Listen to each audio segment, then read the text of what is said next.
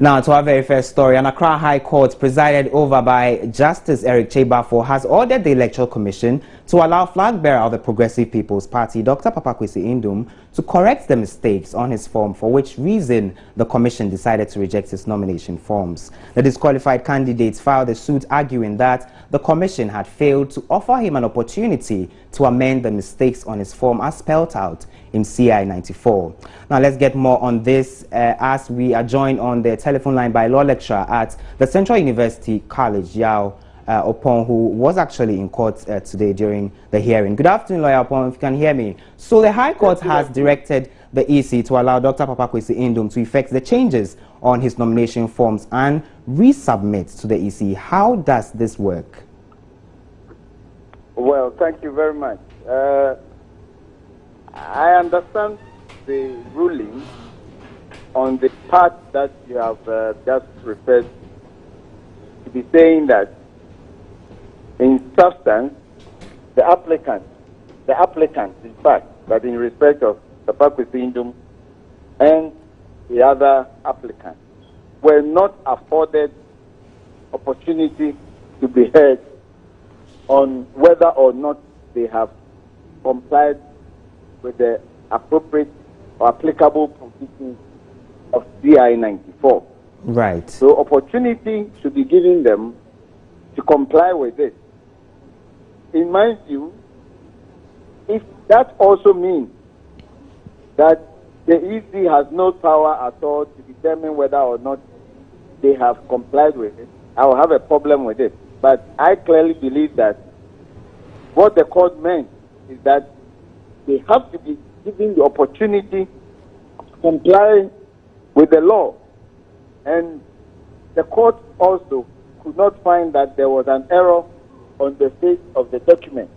So right. It still remains what the EC will do when the applicant appear before the EC.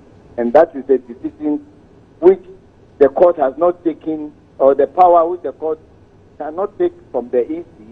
It's up to the EC to still give them the opportunity to correct an error that the law anticipates is amenable to amendment or alteration. That's how I understand it. All right, lawyer, as far as we know, the filing date is over. So even if he succeeds in effecting the changes, is the Electoral Commission bound by this court order to take his forms as far as they satisfies them? Oh, yes. I mean, I think that from the ruling, the court made it clear that the EC did not clearly set out the nominating period. The EC may have only set out nomination day. That's what the court said. And since that was not specifically done in the view of the court, then nomination period is at large. But I believe that does not stop the EC from now setting out a new nomination period.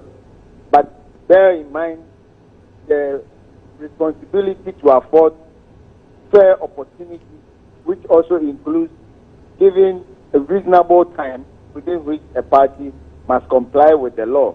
But I am saying that compliance with the law, that is CI 94, especially Regulation 9, right. 2 and 3 in particular, does not also mean that every error is capable of being corrected, or that what in fact even constitutes an error may still generate a new kind of controversy.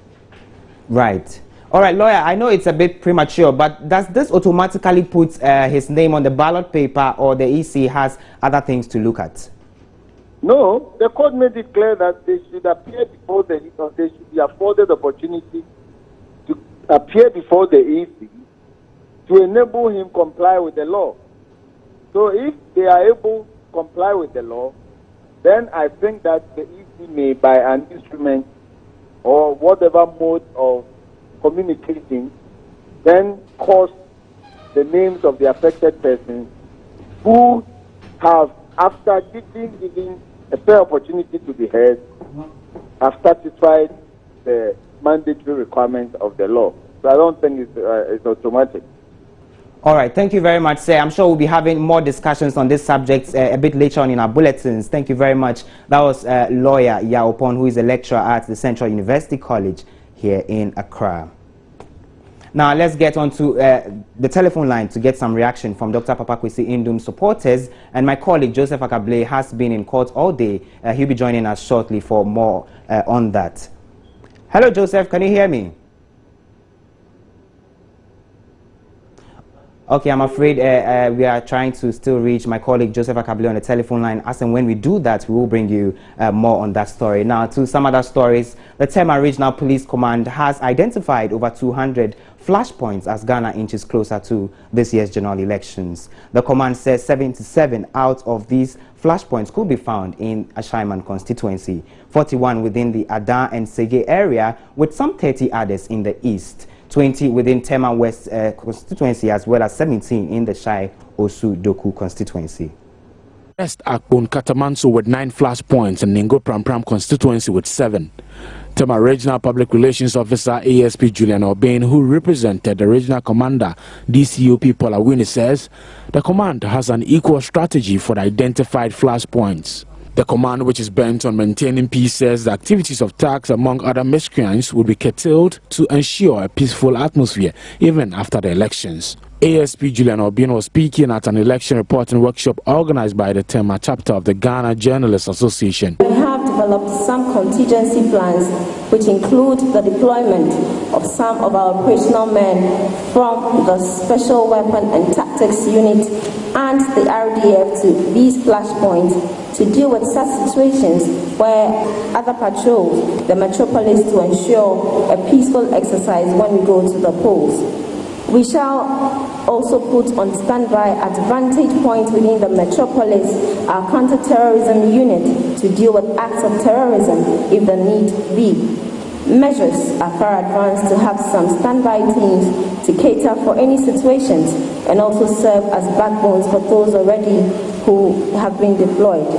Even though the presence of the police is currently felt, we will also beef up police presence in various communities, whilst crowd control strategies have been put in place to protect law-abiding citizens before, during, and after the polls, and appropriately deal with miscreants who would be bent on causing harm and confusion or panic, especially on the election day and beyond. Tema District Electoral Commissioner Nana Odru Anomapao believes the media plays a critical role in peace and nation building, hence excesses in reportage must be avoided. According to him, the CI 94 clearly spells out the role of the media in the electoral process, and that must be followed accordingly. He shared a few of these as he took his turn to address participants. The Commission expects fair reportage and abundance of misinformation, avoiding the declaration of results by the media before the Electoral Commission. The Electoral Commission relies on the media for dissemination of information on elections to the electorate, especially on voter education.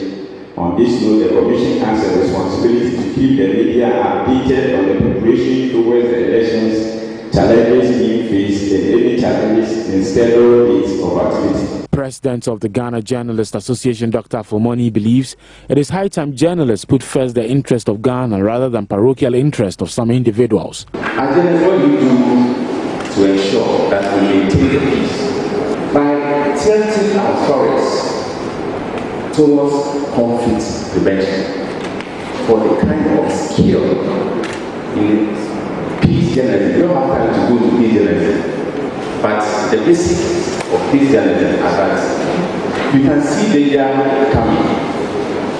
Please don't invite danger.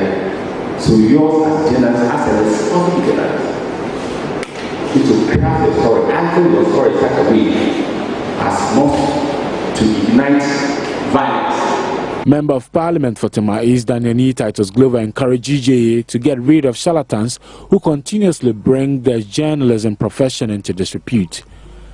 The workshop, attended by journalists, politicians, police and electoral commission, was to ensure that all actors, including the media, perform their role in ensuring a successful election. Kwame Yanke's report for Joy News. Now, President John Mahama is today continuing with his tour of the Eastern region as campaign activities among presidential candidates heats up ahead of the December polls in 39 days. Yesterday, the president officially commissioned Chebi Town roads constructed under the Phase 1 Cocoa Syndicated Road project in the Eastern region, expected to boost agriculture and economic activities there. The president also met with Ochihene Amwetia Oforipenin and other chiefs in the area. Two chiefs in the Eastern region, however, have openly endorsed him against public condemnation of the act. Here is a report. President John Mahama, who has been campaigning in the Eastern region for the past 4 days, took his campaign tour to Chebi, the hometown of the flag bearer of the MPP, Nana Akufo-Addo. The president and his entourage of ministers and other government officials were welcomed by teeming supporters of the NDC and well-wishers. He held a closed-door meeting with the overlord of the Achim state, Osajifo Amwetia Oforipenin, at his palace before joining the residents to cut the tape to officially open the Chebi Town roads to traffic. Giving a background to the once deplorable Chebi Road, the president said he took the decision to fix the Chebi Road after he had gone on a private visit to the area. I just said, you better bridge now and your also economic activity near there. And so, a bedroom there, a track why no FR, no one bypass. Now, I just said, that fire, not a number, a young man road. Now, every affair to Kumasi and answer Kumasi and Conquer Efano. Now, a partner at the same. Into the room, maybe not the far hatching. Into a maybe the bar said, you have a chair a year, you have a year, I will over a penny if you have. You're far quite no so, the share quite no, say, you quite no, a coffee, no one. I'm say, a buying rate, say, quite be that. I just say, you're refugee before cry.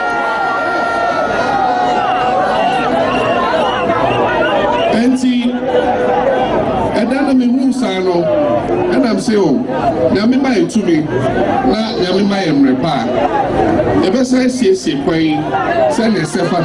the main Apeja to Chebi Road, also under the funding of the Cocoa Syndicated Road project, has seen about 80% of it tarred, while the remaining, according to the president, is projected to be completed anytime soon.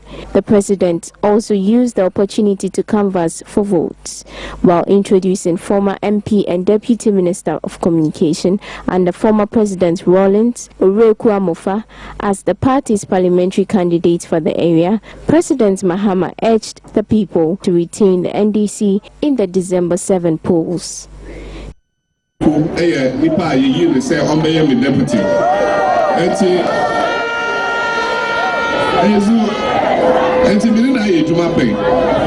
Minim the boy na me wojide se moto abamana Chebi mai evident papa befra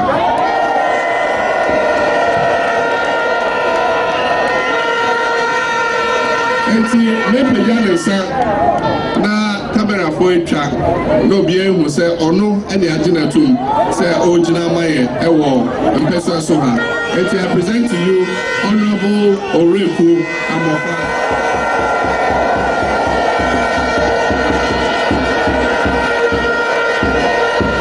Later, the president launched a scathing attack on wife of the running mate of the NPP, Samira Baumia, for claiming the people of his hometown at Bole in the northern region lack good drinking water. You don't understand anything. You can't think far.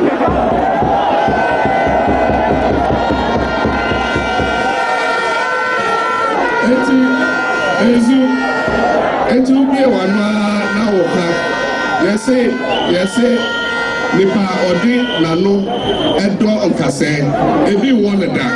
Ebi say nano e no de do.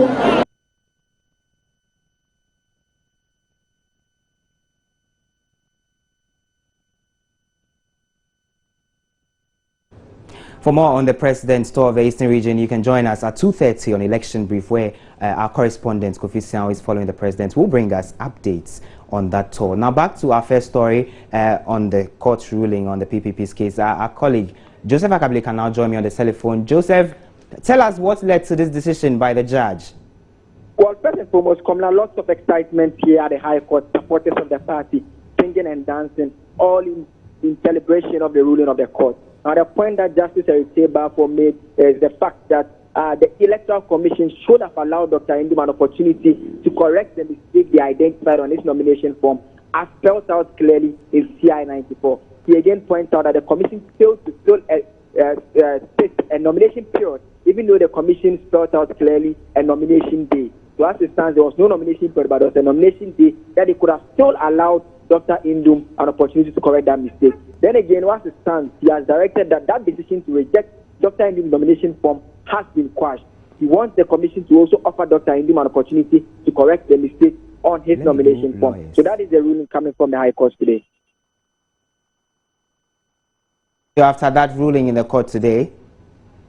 Yes, Komla. And then on some of the preliminary issues that the judge ruled on, and that had to do with the point that lawyer for the EC, Sadio Sori, had raised concerning the fact that the motion before the court was not filed appropriately. He had pointed out that the PPP should have filed a petition and not be asking for a judicial review. The judge disagreed on that score, and he says he's of the view that the PPP had triggered appropriately the supervisory role of the court, and the court can rule on the matter. Another heated issue that came up during the course of proceedings was a point by the EC lawyer, Sadio Sori, to the effect that the court cannot order the Electoral Commission because it's an independent body. The judge disagreed on that score again, and the judge pointed out that just yesterday, the Supreme Court ordered the Electoral Commission to make available coalition seats to parties and their agents. So why then are you saying that we cannot order you? We can't order you, especially when you find that it's acted in a way that is contrary to the law as spelled out in the 1992 Constitution of the country. All right, Joseph. Right, Joseph, you can hear me. You've seen Dr. Papakwesi Indum around. What has been his mood in all of these? First and foremost, we need to point out the fact that when Dr. Indum arrived in the court in the company of his wife and 2 children, he was wearing all white. They were all dressed in all white when he walked into the court premises. In the course of the proceedings, when the judge started reading his ruling, there are some points that the judge disagreed with Dr. Indum's team on. And when he disagrees with Dr. Indum's team, you see him not looking so happy. But then again, when he says something that agrees with their team, you get him smiling all the way. So finally, he gave a ruling in his favor. Dr. Indum was all smiles, and as he entered the court premise, when I spoke to him, the point he made again is that he brought this matter to the court not in his personal interest, but because of his belief in democracy, his belief in the rule of law, and he thinks the party has been affected in the wrong way, and that is why they brought the matter to court and they've got a ruling in their favor. All right, Joseph, finally, what is the implication of this latest ruling of the court on the fate of the other disqualified presidential aspirants of the other parties? Legally, it doesn't really have any effect on it. I mean, the point being that, at least from my understanding, because the fact is that the matters before the court are all different on its own. They are all seeking different relief. And if I can just point out an example, if you look at that of Hassan Ayaruga, the APC before the court, he is saying that he was wrongfully disqualified. The judge should quash that and allow the EC to collect his nomination form. But that wasn't what Dr. Indum got to court. Dr. Indum says, I made a mistake. The law says, allow me to correct it, and I want you to order the EC to allow me to correct it. So there are all different issues before the court, but essentially, we expect there are lawyers to take a key or two from this particular ruling and maybe amend the arguments which will be put before their respective judges. All right, thank you very much. That's my colleague Joseph Akable, who has been in court following the proceedings there. Now we take a quick break. We return with more stories. Stay on.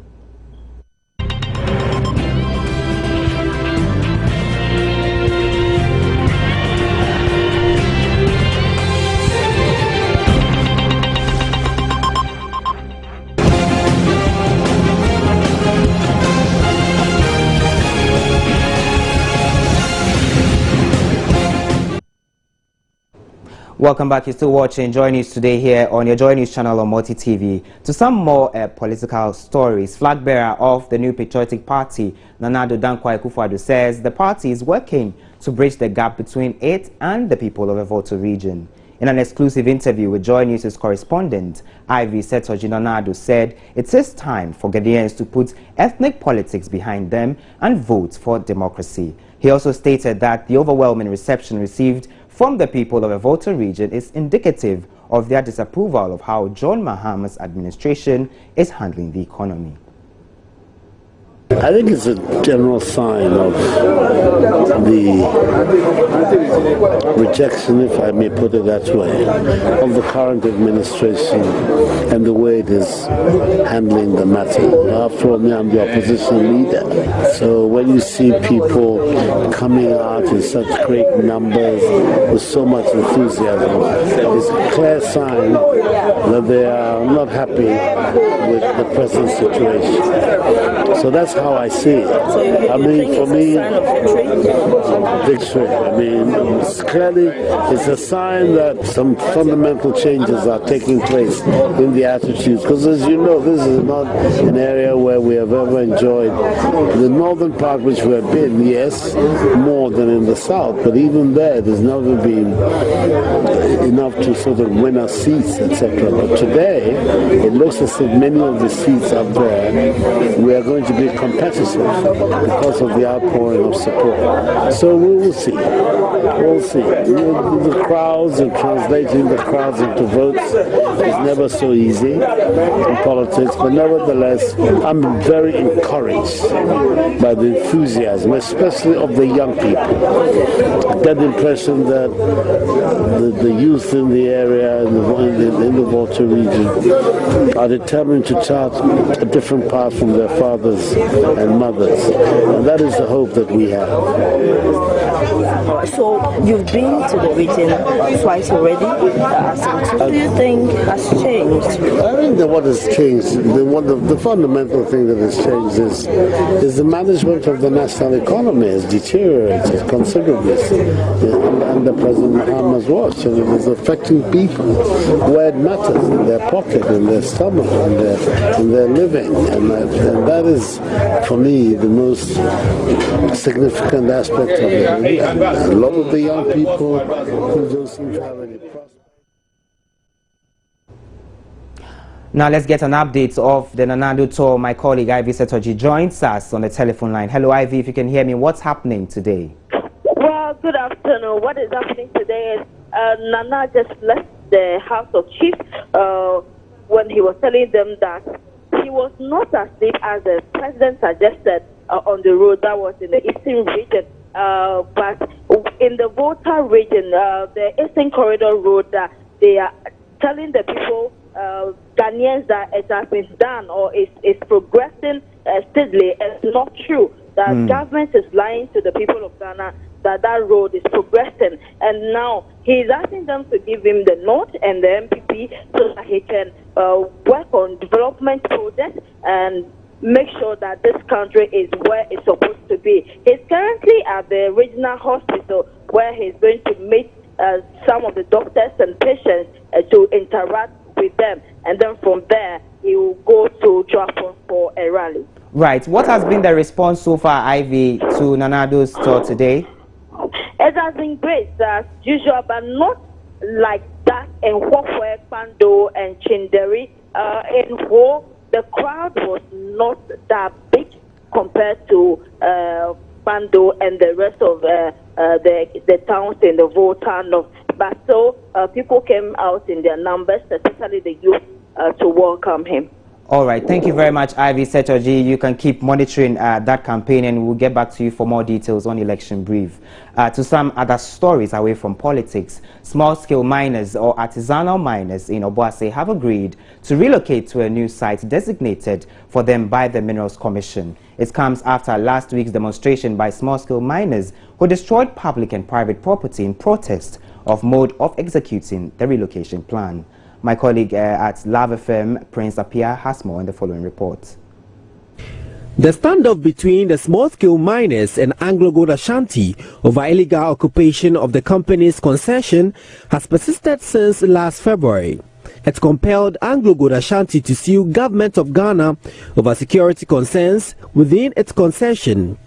Anglo-Gold Ashanti has released 60% of its concession to the artisanal miners, but officials are worried small-scale miners continue to trespass into the remaining 40% retained. The small-scale miners argue the relinquished area was not prepared for mining. I'm currently in one of the areas prepared for the illegal miners to come occupy. These pegs you see here indicate where each galamsey worker, where in the local parlance they call ghetto, is supposed to occupy. So it continues like that. Everyone has his or her own ghetto to occupy. So the place is already prepared. But the illegal miners are claiming that most of the areas allocated by the Minerals Commission is not well prepared, and so they are not going to come. Minerals Commission drew a roadmap to facilitate the relocation of 3,734 registered small-scale miners to occupy these areas. They include Nyamebetre, Kotopreso, Abedjem, Ademenu, Sushenso, Dwabeso, and Amponyase. The illegal miners embarked on a demonstration last week accusing Anglo-Gold Ashanti of acting contrary to the roadmap. Sustainable manager Nana Ampofo denies the claim. AGA has stuck to the roadmap. Roadmap said and had in the last paragraph that areas within the concession which have already been secured should continue to be secured. As we go ahead and move people from all the other areas to the new area. So AGA hasn't breached the roadmap.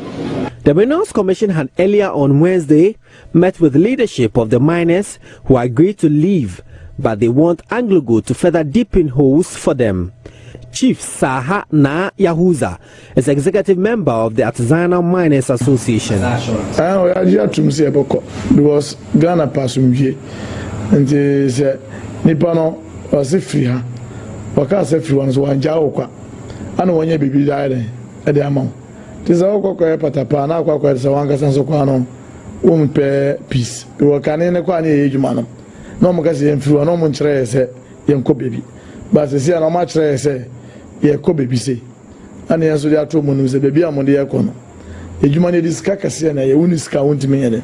And your mom boy, but the Kakra Moon say, almost start here on my age more, but Omujuman on my road map plan and Kedi age must say, any falcon age man, we move. Will you be more class? Is the other quab, be almost more clear amount, and yen ready. The Omo who say, Omo to Tundiano, who to Tundian so the only area, Chapit and my name coffin. A coffin, Mizimbo Soma, the Akanam de Mahon, and the Nana Ampofo says the mine can only begin operation when they declare their remaining concessions safe for work. As I'm speaking with you now, all these areas have been declared no-go zones for our employees. It is only when the security forces have been able to secure the area and declare to us that it is now a go area that we can go back there and assess the extent of damage that has been caused to our infrastructure and every other thing that is there.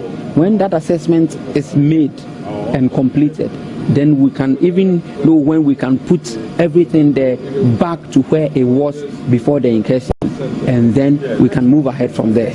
We've always said we're looking for an investor. It is after we've done all these things and we've been able to go out there to tell the world that, listen, the mine is a secure place now, people can come and pump in their money. Meanwhile, the miners want authorities to allow them go for the equipment for peace and cordiality to prevail between the two parties. Prince Apia reporting. You're still watching Joy News today here on your Joy News channel on Multi TV.